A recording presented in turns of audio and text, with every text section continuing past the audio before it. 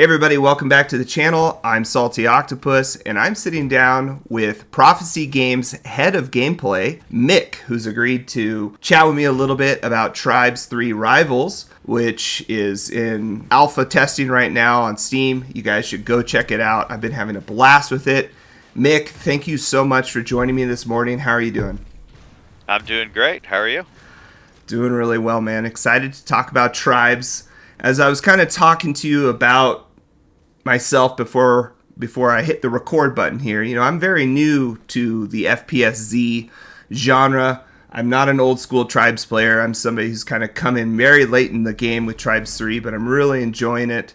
And, Tribes players, from what I've learned, are incredibly passionate about their game. There's obviously 20 plus years of history there with players, and so I thought it'd be really fun to kind of sit down, talk to you not only about your background, but also how you're kind of navigating these waters of bringing Tribes 3 into the modern gaming sphere. But let's start with you. Let's let the community know a little bit about some of the folks behind the game here and your level of experience and what you're bringing to the table. So first off, cool. I think the most important question is, prior to working for Prophecy Games, like maybe when you were younger, were you a Tribes player growing up? And what other classic games helped shape your foundation as a gamer growing up?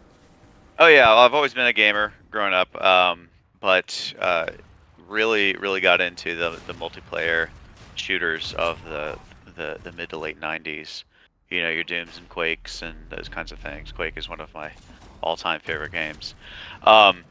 Yeah, I remember when Star Siege Tribes came out, and it just celebrated its 25th anniversary.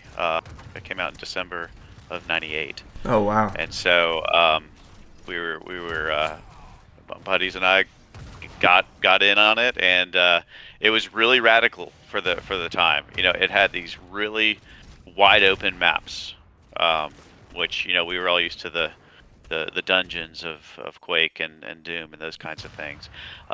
It was just expansive. It had a ton of players that you could play in a map.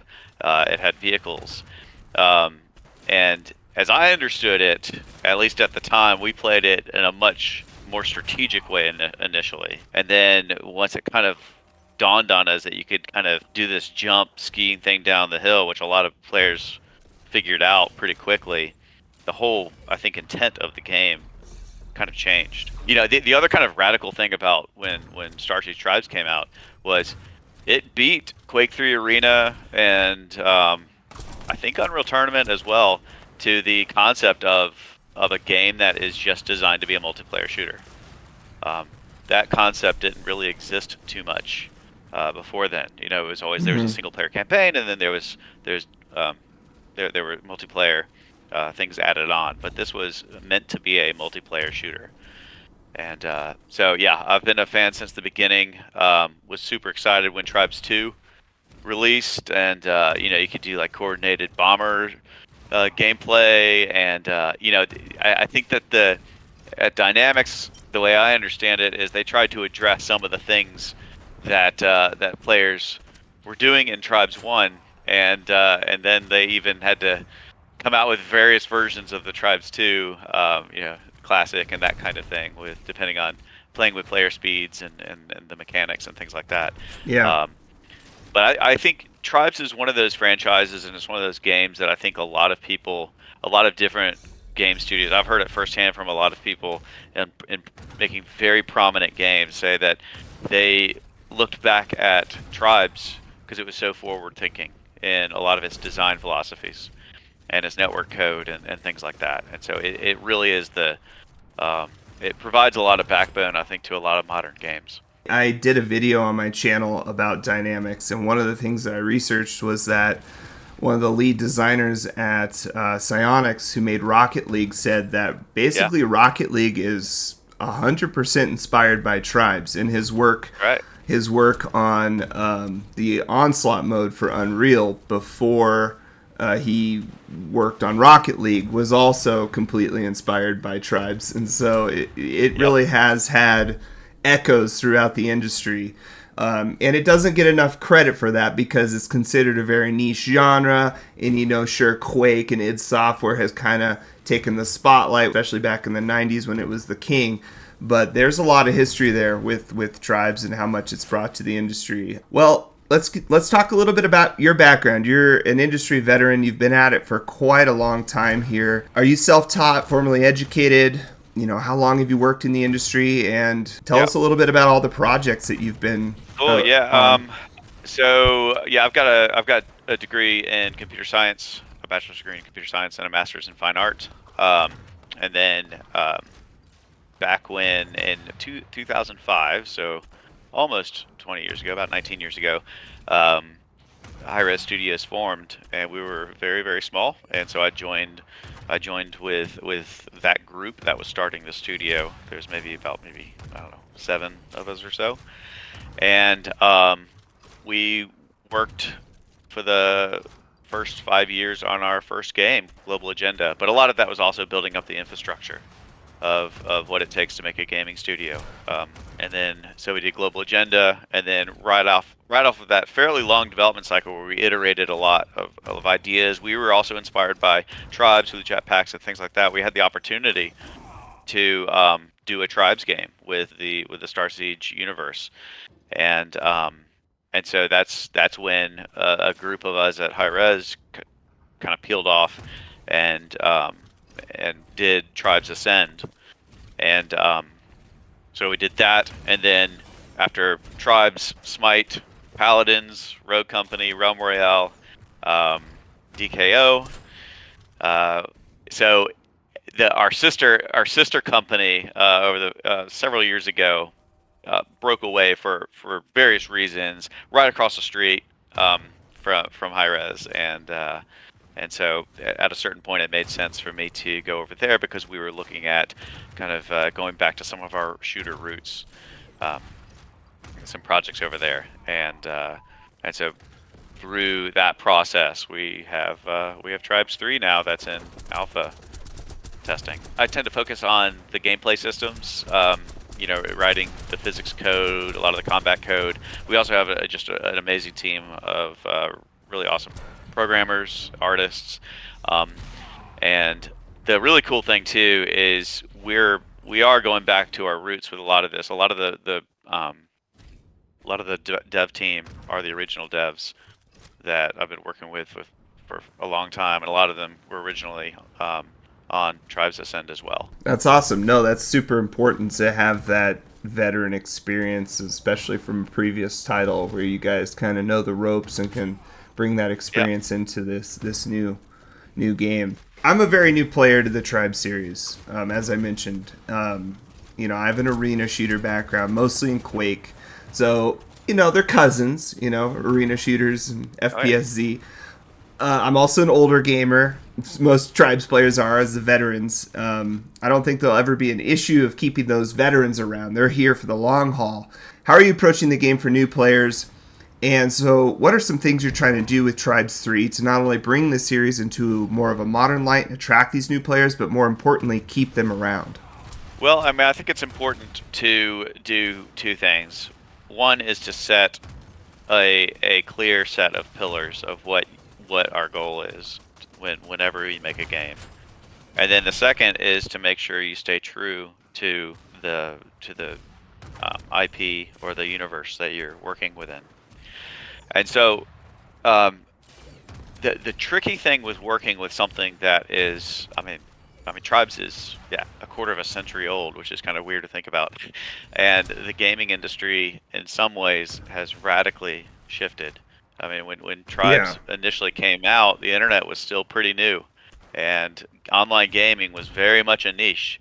And I think there's a lot of reasons why Tribes can be kind of regarded almost as like a cult classic, but I think there's also a lot of amazing mechanics in there that you don't find all together in a game. You'll see bits of it, as we were talking before, influencing other games, but you don't find it all together in a game.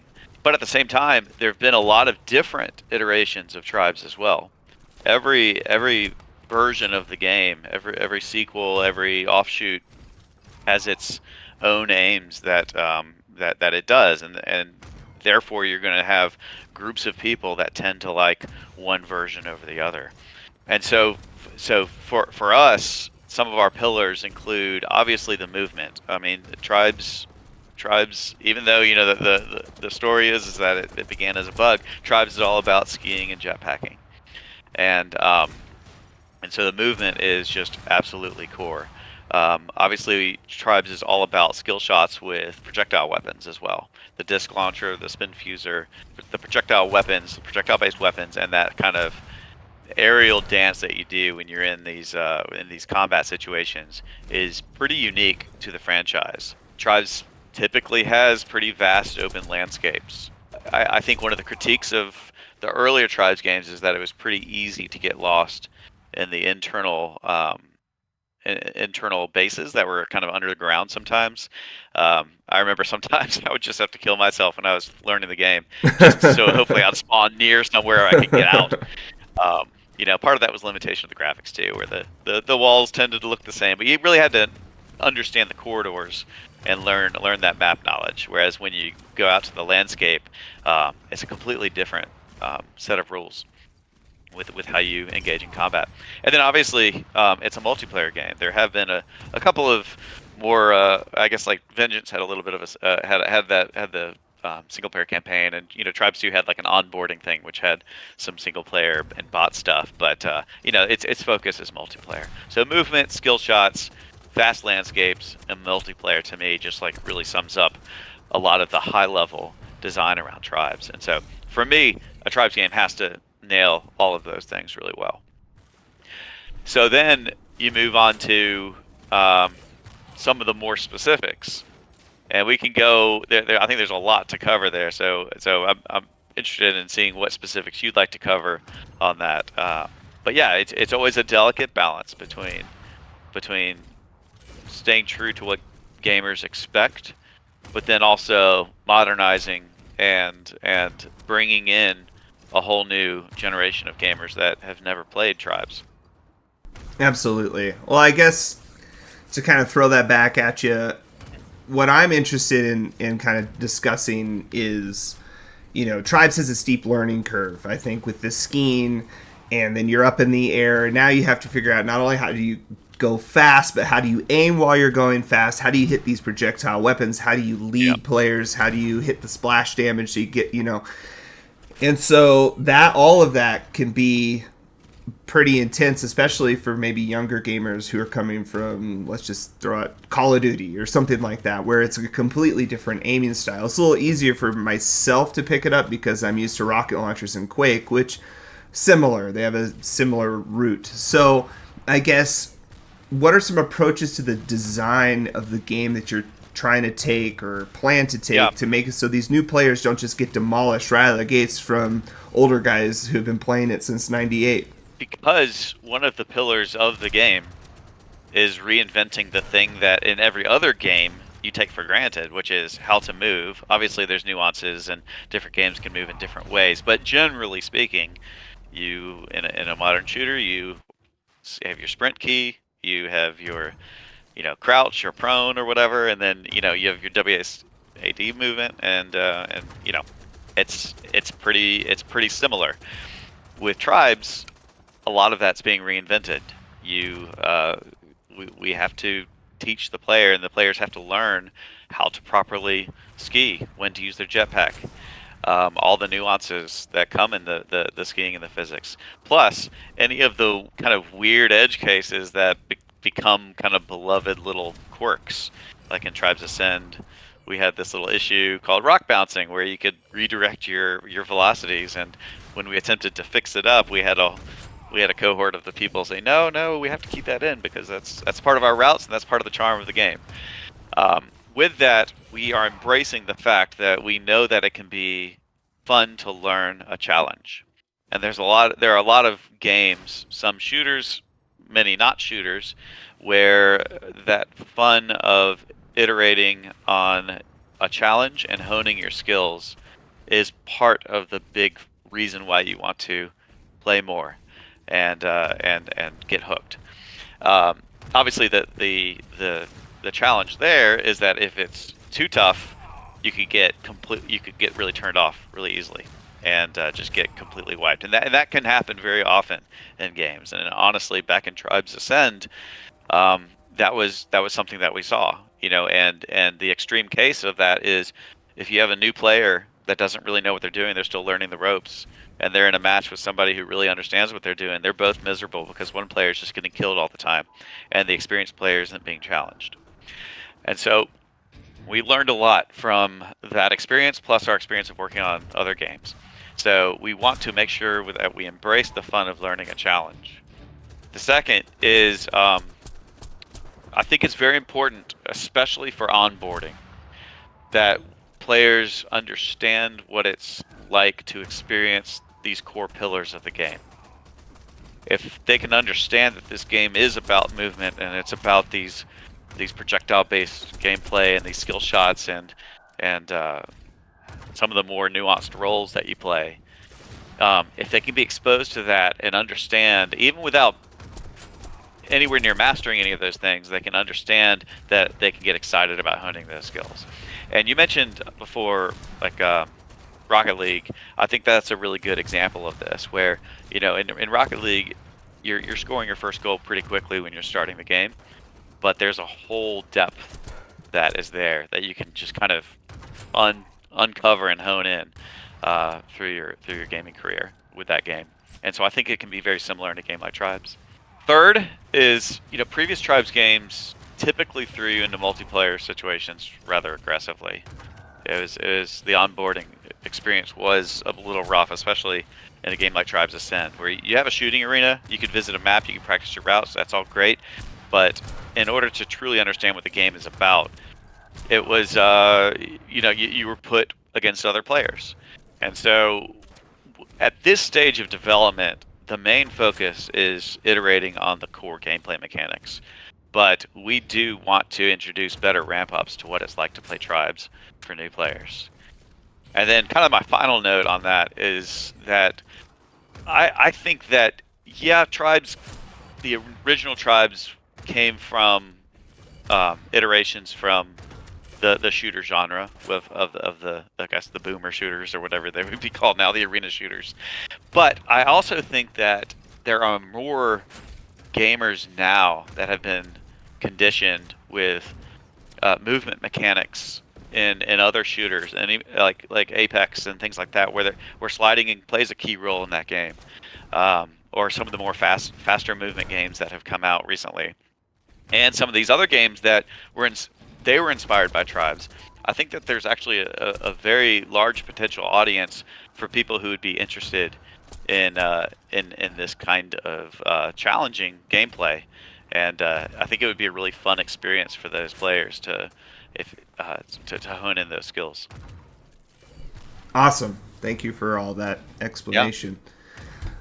I was going to ask us some other questions, but you're talking about onboarding, so I kind of want to go to that for a second before I forget. I have one suggestion from me personally, Great. and then I have a couple of questions about it. My suggestion is, in your training mode, I think it would be extremely helpful if you had a ghost-like player running routes that you could try to chase and follow, kind of like a racing game. So new players could kind of see how, maybe find one of these Tribes pros to run a route, record it, and then have that ghost player running the route, and then you could chase them around the map. That could be something interesting on a teaching tool on how to help people learn some routes. That's a great point. Yeah, we've discussed that internally. I've looked into making that actually. I wrote a tool internally right now that lets you record your routes, and then we can analyze them. We can take a look at data as you're going through the routes for various reasons. But we've been talking about maturing some of that tech into exactly what you're talking about. That's awesome. And then my other kind of question about onboarding and training modes is, in the future, could you see having like an offline, maybe single player learning experience, maybe even with bot opponents or something like that, a mode like that for new players? Absolutely, yes. So the current time trials that's in the game right now is just the very first glimpse at a essentially offline. You're still connected to the game, obviously, but you're in an offline situation, And so we're looking to mature that vector of, I think there's a lot of really cool things you can do along that path of learning mechanics, learning games, and really experiencing movement and targeting and things like that, not only for training but for its own kind of gameplay purposes. But then we also have resources right now working on our player bot logic. Player bots is something that we always wanted to do in our previous Ascend games, and we did do it in some of our games like Smite, Paladins, and things like that. As you can imagine, it's pretty tricky when when the fundamental pillar of movement is radically changed. But we Yeah. have a great team of AI programmers actually working on that task right now. So that is the Awesome. goal. All Yeah. right.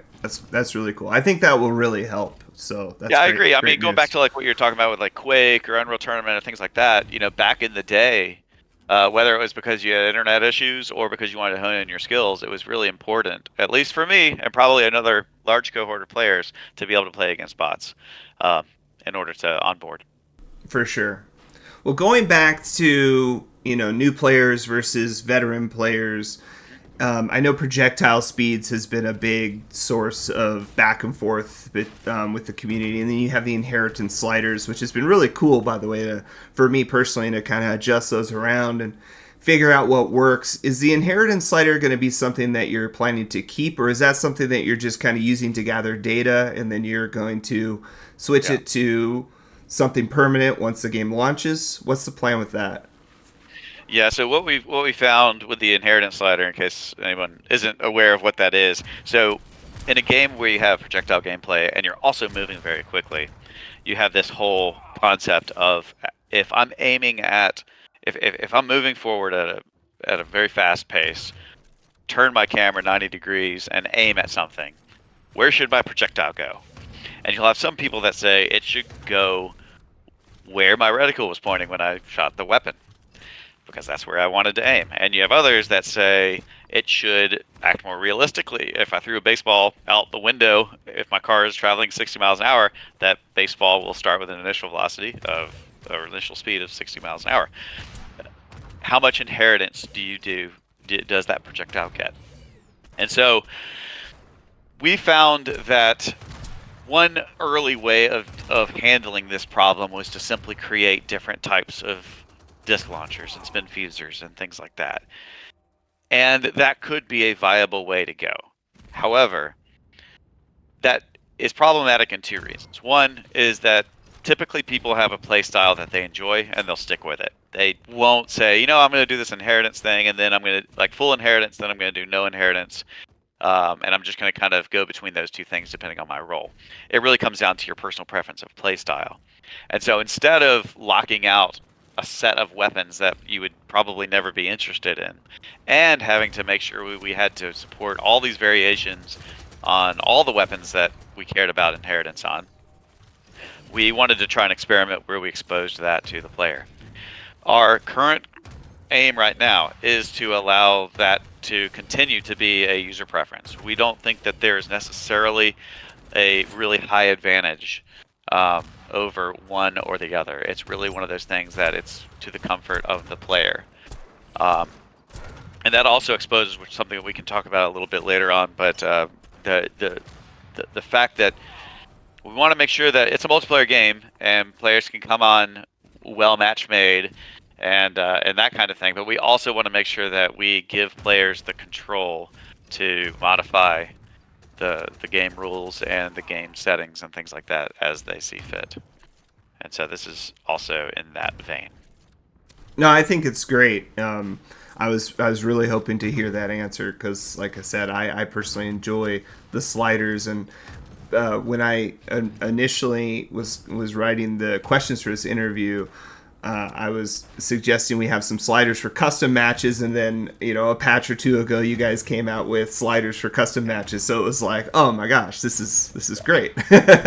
So, well, let's talk a little bit about the competitive scene of Tribes because of how that's a foundational aspect of the Tribes community. You have the veteran competitive group, and then of course you have the more public casual group. I know that projectile speeds has been a conflict there because they were a little bit too fast with the hitboxes, maybe a little bit too big, and so you guys have kind of been adjusting things back and forth to find that balance. You know, Yeah. a big part of the playtest has been switching health values on armors and you know, it seems like you guys are just kind of throwing a lot of stuff out to kind of see what sticks. Is that kind of the philosophy here as you're approaching these playtests, kind of honing it in and tuning it? And I guess my main question in the same vein on that is, why don't you guys just look at past Tribes games, see what really worked well, and then just adapt it into Tribes 3? Or are you preferring this method where you're just kind of starting fresh, so to speak, and just kind of throwing stuff in there and then seeing what works? Yeah, there's a lot to unpack there. There's kind of Yeah, it's a three big main question. themes there. No, and that's cool. Let's get into it. There's kind of three main things there. There's the question about the competitive scene, and then there's the question about one of the specific things, which is one of the cores of one of the pillars of Tribes, which is the projectiles and hitboxes and that kind of thing. And then there's the why don't we copy and paste some of these things from the past, all related, obviously. So, real quick on the competitive scene. So, in competitive and ranked, those are really the lifeblood of modern multiplayer shooters. You know, it's very important to make an experience that resonates with people on that front.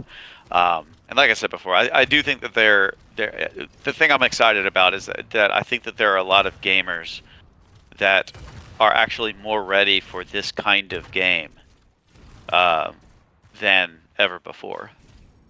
And so I'm excited to see not just the veterans and seeing their amazing skills with our with how we're shaping up the game, but then also seeing the new ones come in.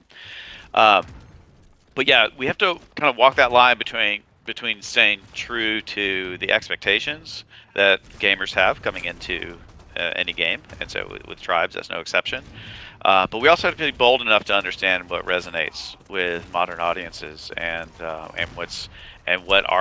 what we're trying to do with the game that we're making. Our philosophy is different philosophies depending on what studio develops which games. Our philosophy is that we can theory craft all we want, but we like to experiment, and the weekly alpha tests that we've been doing with the community for the past several months, weeks, whatever, and we also internally test daily, sometimes multiple times a day. That is our way of iterating and solving problems where if we have something that comes up that we're debating, whether to go path A or path B, sometimes we'll talk it through and we'll say, you know what, it makes sense to go a certain way. Other times, though, we will try it out and we'll see, and we want to get feedback. We want to see what works and what elements don't work. And there's definitely challenges working that way. I think that systems tend to be pretty intricate. And we can talk about that a little bit more, but it's not necessarily as modular as some of these decisions tend to be sometimes. Should you have full inheritance or no inheritance? Well, that might be a modular decision, but that has implications that go beyond that one decision. That shapes other decisions in the whole game. And so, a long-winded way of saying that iteration is how we make games, and we found that it's not as much throwing things up to the wall and seeing what sticks, but it's not as random as that. But at the same time, we would much rather field test controversial things, and controversial meaning things that we're not sure what the answers is sometimes. We'd rather field test these things rather than theory craft. And a good example of that, which you brought up, is the projectiles. The kind of easier thing for us to decide early on in this game was that we were not going to go down the hit scan route. We did that in Tribes Ascend, and one of the reasons why we did that in Ascend was because even in those days in 2012, the idea of having mostly projectile-based gameplay was pretty foreign to a lot of the current modern gamers that are playing the more military type shooters. In retrospect, I think that did dramatically affect um, the core fundamental pillars of what it means to be tribe. So we're staying away from that in this game. Obviously, you have I guess like the shock lance or something like that. Like you might have like exceptions of or a shotgun or something like that where we will rely on an instant trace on a particular short range situation, but we're trying to stay away from any of that stuff. So now we take a look at the projectiles and say, okay, we're a projectile based game. What do you do about it? It's a hard thing to hit a target that's going at several hundred kilometers an hour. It's a hard thing when you're also moving, and oftentimes in opposite direction. And you have a gun that has a variable amount of inheritance depending on like what gun you have or what settings you might have on there or anything. So it is a hard thing. But to me, that's one of the pillars. That's one of the pillars of the game. It is to be a challenging game that you can hone in on your skills. And so we have to walk that line again of making sure that players can land shots that they want to land, but it's not a given.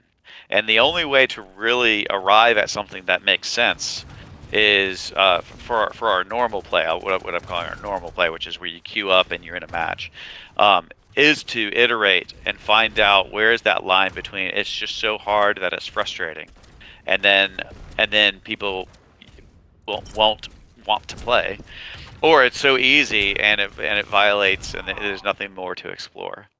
And so that's kind of the philosophy around our iteration on hitbox size and projectile size.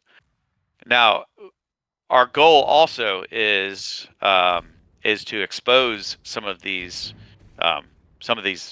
values to custom matches, so that if we do have cohorts of players that want to play with much smaller projectile sizes, so it's harder to hit people, we hope to give them that option. So that, Interesting. so that if you have your veterans or for whatever reason a group emerges around saying this is our ideal way of playing tribes, we don't want to stand in the way of that. But at the same time, we're really sensitive to making sure that we don't create a game that is just going to drive people away because they can't get a shot landed. Yeah, absolutely. And for me personally, as a new player, a couple patches ago, maybe it was a little easy, but it started to feel really good for me, starting to hit those mid airs, and that's such a rush for the tribes player to be able to hit that shot. And so when you're new and you have struggled to hit it for a couple playtests like I did, and then all of a sudden I'm hitting them more. I know that there was a lot of controversy with that within the community with the new players versus the veterans and how easy it was and stuff. But just as a new player personally, it was really satisfying to start to have that experience. And so I think that's a very smart way of approaching it. And I think the fact that you guys have added all these sliders in the custom matches, I think that that's great that you're kind of have this modular slider system, so to speak, for lack of a better way of terminology. On a macro level, I think it would be beneficial for all players if many people coming into the game could experience what it's like, the thrill of going fast, the thrill of landing that first blue plate special, and getting exposed to those things in a way that I think previous Tribes games struggled with. And then once you have those people onboarded, there might be communities that come out that they want a even more hardcore experience in certain areas, and projectile speeds is definitely, or projectile sizes is definitely one of those. Well, continuing to speak to the competitive community, I'm curious about plans for more support for competitive play, like a spectator mode for shoutcasters, or the ability to record demos. Is that something that you can speak about? So there's a tournament that's going to be happening this weekend. I'm looking forward to seeing it. But it's very we don't have the spectating and the tournament rules and all of that. Not tournament rules. The spectating rules and all that kind of stuff. The game code for that all written quite yet. It is on our list to support, and the good news is that we have a strong esports background. I wrote the Spectator system in Smite and Paladins and Realm Royale, and so we know how to do it.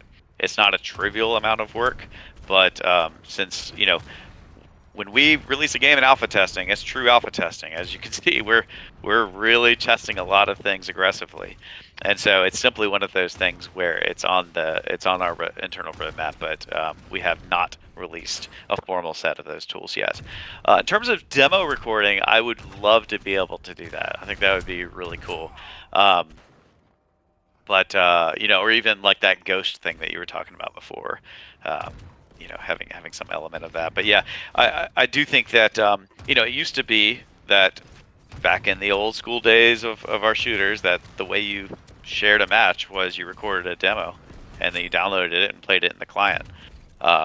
Obviously, streaming radically changes a lot of that. Makes it a lot easier for people to stream or record their YouTube clips and then share it that way. And so we'll have to see what makes sense with the level of effort required. But yeah, that's kind of where we are on that. One of the things that you touched on in the previous question, which we didn't really go too much into, is why don't we copy and paste the past? I think it's true that there could be an audience for like a strict HD remaster of one of the previous Tribes games, where that would be pretty cool to see. Star Siege Tribes, pretty much the same game, but just all in 2024 graphics. But that's not really our aim right now. We do want to provide a lot of those knobs that we were talking about to capture some of those mechanics that might be in one version or the other. But there's still a wonderful set of communities around a lot of the previous Tribes games. And for a lot of folks, that's what that particular iteration that they love is what they want in a Tribes game.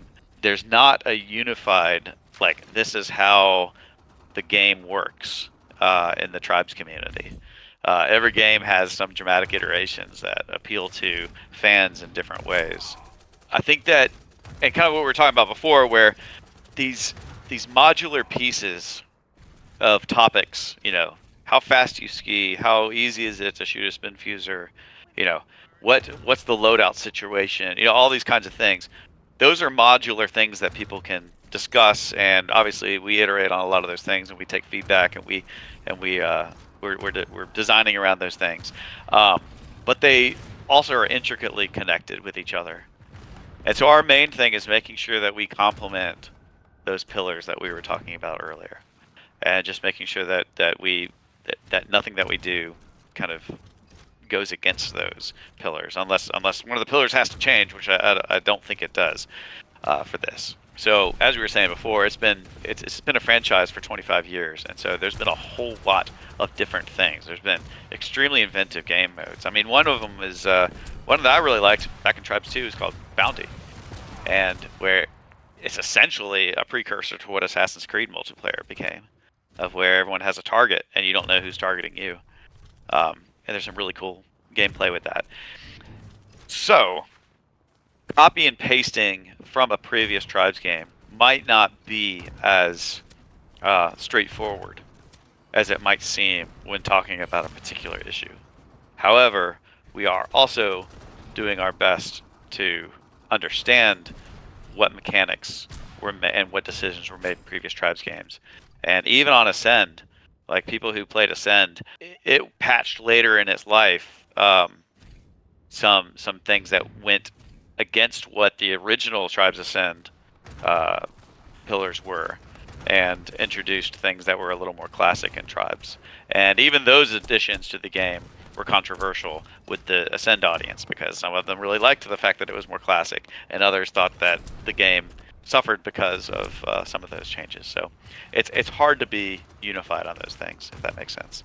Yeah, I think that no matter what you do, you're gonna have some people happy and some people Yeah, unhappy. It's just that comes with the territory. Nostalgia is a hell of a drug, and but also a genre has to evolve, and it has to evolve for a modern gaming market as well. Just as a Quake player with Quake Champions, and then adding all the abilities for the champions. For me personally, I wasn't a fan of it, but a lot of people were. We're kind of and you already starting have your game. You already have Quake. Yeah, if you like, exactly. if you're a hardcore Quake 2 player, or if you're a hardcore Quake 1 player, and you love the Bad Place map or whatever, and like that's your game. Great, that's your game. Yeah, Play it. exactly.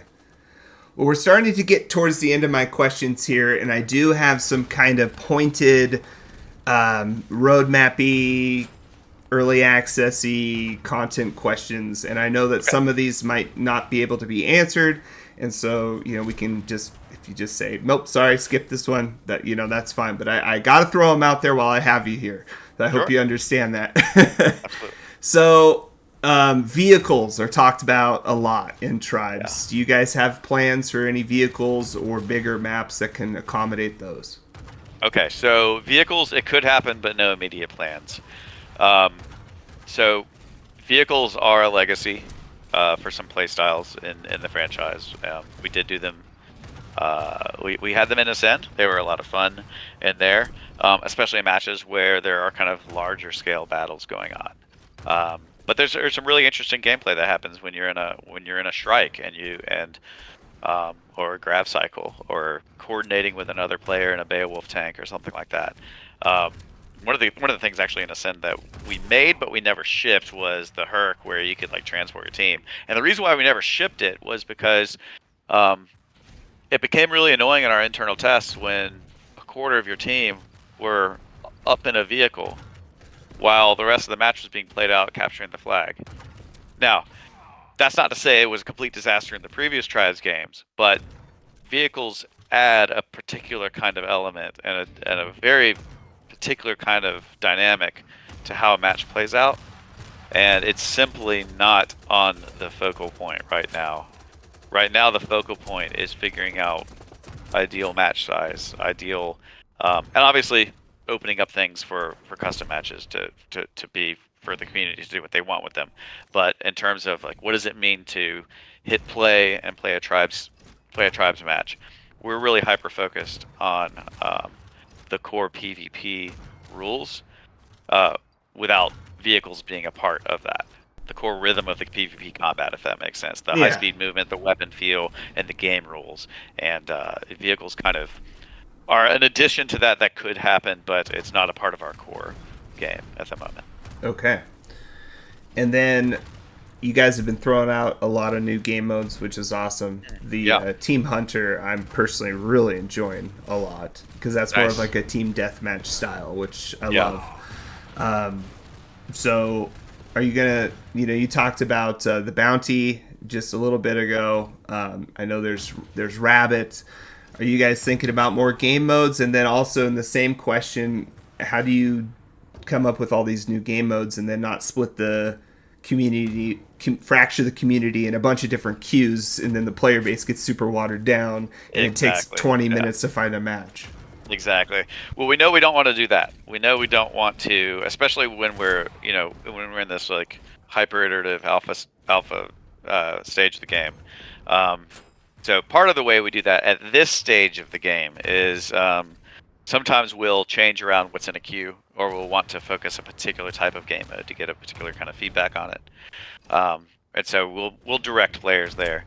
But as you can see in either this patch that was this week or maybe last week, I forget which one, it was introduced, where we have basically a rolling queue that will change the game mode. So you're not saying I want to play this game mode and then you'll play it. It can be a rolling experience. Obviously in customs you can do whatever you want. You can play the same game mode all you want. So that's one method that we use for not fragmenting the community. In terms of coming up with game modes, obviously there's so much rich opportunity for how to experience high-speed movement, projectile-based gameplay, big wide open maps. And so the iconic core game mode of Tribes is of course capture the flag. So we knew we had to start with that. That had to be front and center. But we also have found that games can benefit by having various levels of. It's almost like a emotional excitement curve that can happen, and various games do it very differently. But I think good game modes kind of play with that curve, and what I mean by that is a team deathmatch or deathmatch is going to be kind of you're always on, you're always fighting for survival. The rhythm of that kind of gameplay is different than if you're playing in a, let's say, a 6v6 CTF match where you all have a role, and you're going to be playing as a heavy on flag, and you're communicating with your team. Your mids are in the midfield, your mediums are in the midfield communicating with you. Hey, there's a flag grabber coming in, and lay your mines down now, or get prepared for this. Get your flag chaser. There's a lot of more coordination happening in that mode, and so the rhythm of the game and the way that plays out can be dramatically changed, obviously, by the rules of the game. And so what we were wanting to do right now is explore kind of some of those extremes of what are different ways that players would have fun playing Tribes. And so the bomb run game mode was one that we introduced last week, where you pick up a bomb in the field and then try to score it. So it's got almost a little bit more of like a football feel to it, a little bit more of like a sporty feel to it. Team Rabbit had something that was quite similar.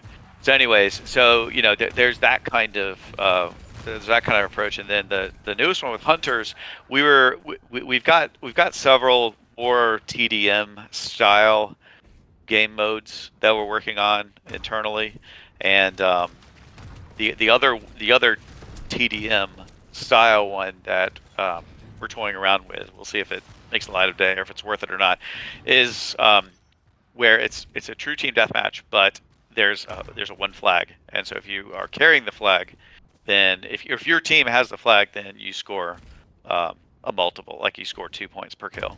And so the problem with Tribes, so if you look at like Rabbit, if you play just traditional Rabbit, where it's a free for all, where one player can have the flag, that takes me back to when we were playing Quake, and it'd be like, oh, you're pretty good at Quake. Let's see if all my friends and I can play just against you and see how well you do in that situation. Yeah. In fact, that's sometimes easier. Yeah. Because now all those other players can't play with each other. They can't frag each other. They can't get their kills off each other. They have to all go against the most skilled player. And that happens in traditional, just straight up Rabbit, where you get that player that just knows how to ski and mop the floor with everybody else. Then those other players just can't do they just can't do anything, and it's a lockdown.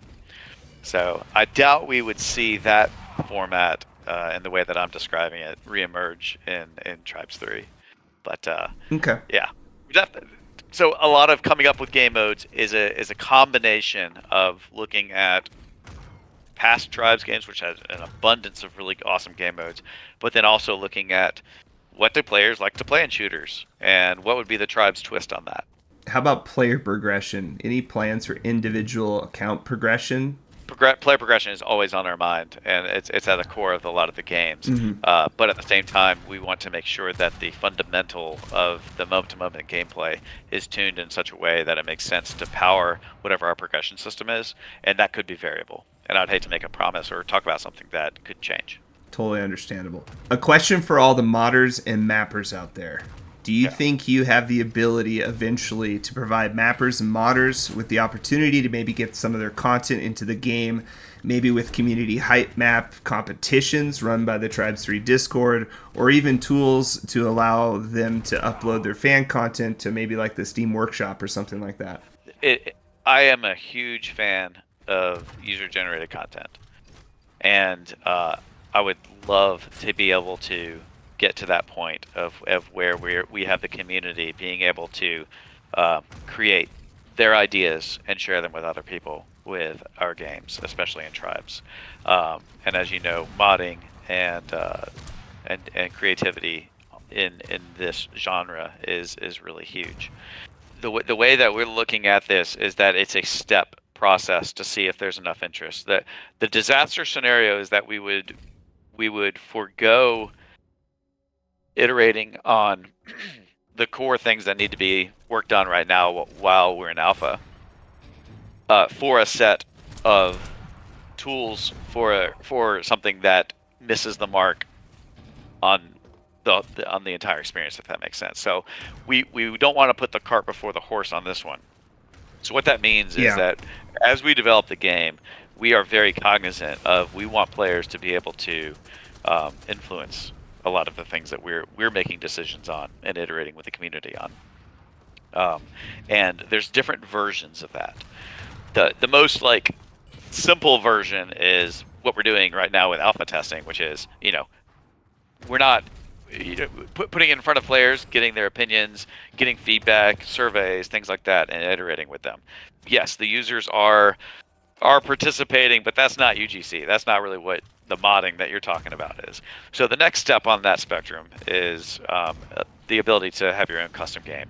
And that's why we have prioritized that, because we do want to start that process of giving players complete agency of who can play their maps and what the rules are, and changing some radical things around. And we will go through various stages of allowing more and more power under having your own servers and or your own matches that you're hosting custom games on, with the end goal, hopefully, to release some sort of creative method for authoring even more original content. Now, even that branch has several vectors on it. One is to do it all inside the client, which more and more modern games are doing. Or you can release a set of tools that modders can do, and then go through a submission process and things like that. The truth is that we have our sights on those end goals, but in order to get there, we need to go through these stages of alpha testing and custom servers and understanding what players really are wanting to do with the game. Awesome. There's a lot of discussion about the lobby codes. I think this system's great. However, I think a lot of people might prefer server browser. Any thoughts on that? Yeah, it's something that we talk about internally. I don't think that I could definitively say either way where it will go. But in Ascend we had a server browser, and we'll see where things go. But again, the main thing that we wanted to do was start that process of understanding what our audience and how our audience would like to grow in that area, and grow it with them. Okay. And now my personal feedback request. I tend to snipe in most games. And I know the BTX has had some controversy and with the way it's been balanced and the energy. I'm not talking about that. I want to talk about the feel of the weapon. It feels a little bit weak when you're shooting it. It doesn't have a strong kickback or animation or sound effect. It's just something I want you to consider for future iterations, because you've got these badass spin fusers, and then this little BTX goes dink. Yeah, that's really good feedback, and I really appreciate that. That will not go unheard, believe me. That weapon feel is critical for a shooter, and yeah, it's one of those things that it needs to be delivering a 10 out of 10, and we need to identify what weapons are not a 10 out of 10. Obviously, things are always in development. We're releasing new things. We're shifting things around, especially with sniper rifles. One of the interesting things is, as you might know as a veteran gamer yourself, is that sniper rifles can be a tricky situation, especially in a game that has projectiles. With obviously going back to the Quake days, you had the rail gun, and you had gotta be more of a railgun feel, bro. It just needs that where power. The shooter was. Right. And so what we've been playing with is, obviously, changing the effects to make sure that it's really obvious when that annoying sniper is on the hill, just like obliterating you. But also seeing what opportunities there are on the utility side of sniper rifles. Could there be interesting gameplay situations that go beyond just straight up damaging?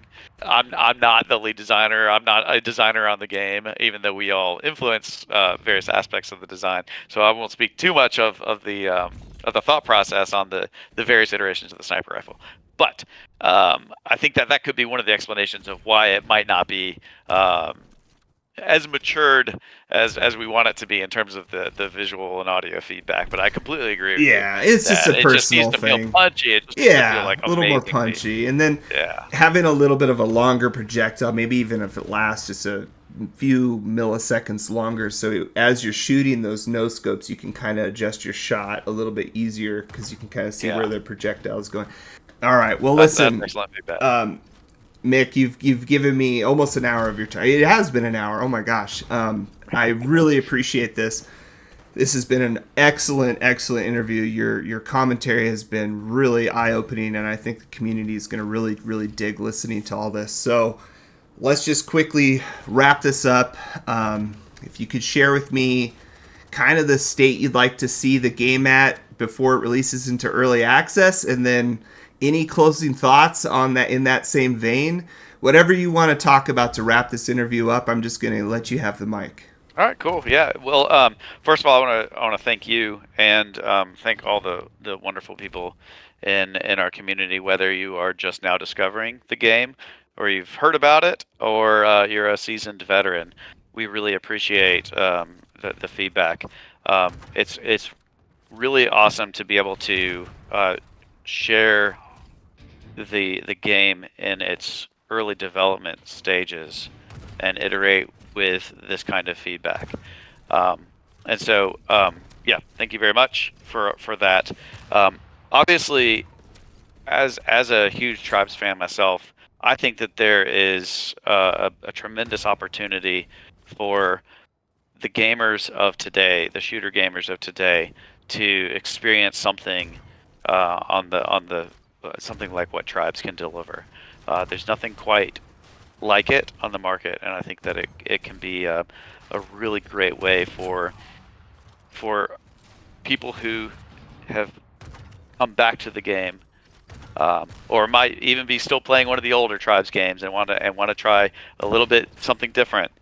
I think it could be a great way to experience that fun gameplay. And at the end of the day, we're trying to make a really great piece of entertainment that players are just going to enjoy and help us build and grow. And so, yeah, in terms of what it needs for early access, we just need to make sure that the game is in a healthy spot, that it's hitting all those pillars really well, and that we continue to listen to you, the audience, and please do your part on giving us feedback and playing with your friends. And yeah, that's, I guess, the final thoughts on that. All right, well, we'll call it there, Mick. Thanks again so much for your time, and we'll see you out there on the battlefield.